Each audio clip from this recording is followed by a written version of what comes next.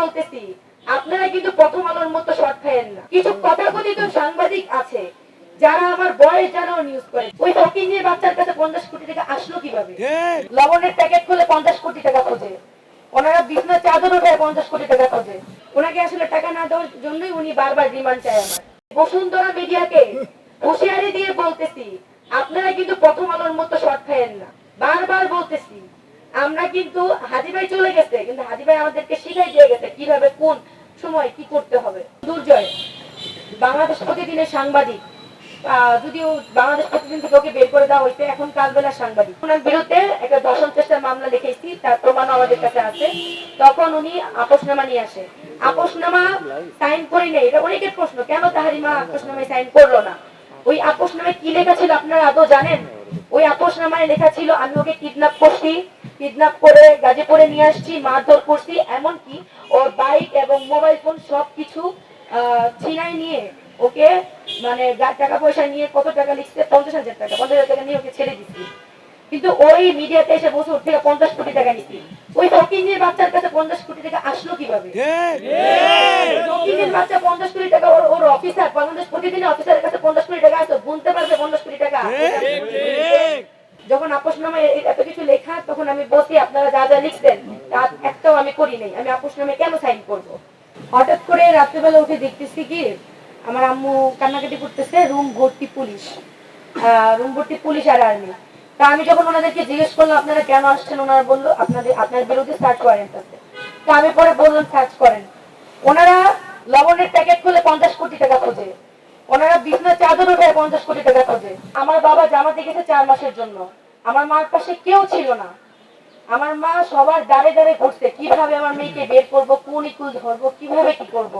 3 দিন পর দেবদূতের মতো অপু ভাই আসছে, গাজীপুরের আহ্বায়ক, অনেকেই আসছে, কোন রাজনৈতিক দলের না। আমি একদম অরাজনৈতিক ভাবেই সবসময় আন্দোলন করছি, কখনো এনসিপিতেও ছিলাম না, আওয়ামী লীগ তো নাই। আওয়ামী লীগ, এনসিপি, বিএনপি, জামাত, গণ অধিকার পরিষদ, এগুলো কোনো কিছুতেই আমি ছিলাম না। আমি শুধুমাত্র অরাজনৈতিক দলে, অরাজনৈতিক থেকে আন্দোলন করছি সবসময়। মামলা বাণিজ্য, প্রতারণা, চাঁদাবাজি, মারধর, চুরি, এই ধারাগুলা কোনোটাই আমি কখনো করি নাই। কিন্তু উনি এইভাবে ধারাটা নেওয়ার ওই আয়ু, আমার মামলার যে আয়ু এসআই ফারুক, ওনাকে আসলে টাকা না দেওয়ার জন্যই উনি বারবার রিমান্ড চায় আমার। 2বার কোর্ট হলো, 2বারই আমার রিমান্ড দেওয়া হলো, রিমান্ড মঞ্জুরও হইলো। যেখানে আমাকে কোর্টে দেখানো হইলো যে আমার পরীক্ষার সামনে, এমনকি আমার বয়স 17 বছর, তাও 2বার আমার রিমান্ড মঞ্জুর হয়েছে কোর্ট থেকে। আপনারা ঢাকার সাংবাদিক, আপনারা যখন গাজীপুরে যাবেন অবশ্যই আপনার অফিসকে ইনফর্ম করবেন। তাহলে ও যদি আসলে নিউজের কথা বলে, আমি যদি নিজের কথা বলে গাজীপুর নিয়ে যাই, ও কেন অফিসকে ইনফর্ম করলো না? ও অফিসকে ইনফর্ম না করেও গেছে, এই জন্য বাংলাদেশ প্রতিদিন থেকে ওকে বের করে দিচ্ছে। এতটুকু সেন্স আপনাদের অবশ্যই আছে। আমার কাছে যেটা ছিল টর্চার সেল, আমাকে যেভাবে মানে অত্যাচার করা হয়েছে, এটা যদি বর্ণনা আপনাদেরকে দিই তাহলে 2 ঘন্টা আমার বক্তৃতা শেষ হবে না। 11 দিন পর বের করে আদমরা লাশ করে বের করতে, নয়তো লাশ বের করতেন, আদমরা করে আমাকে বের করা হয়েছে। এই মামলা যখন চলে, আমি সব সাংবাদিকের পায়ে ধরে বলছি ভাই একটা নিউজ করেন যে কেন আপোষনামা নিয়ে আসলো। আপনাদের মনে কি প্রশ্ন জাগে নাই?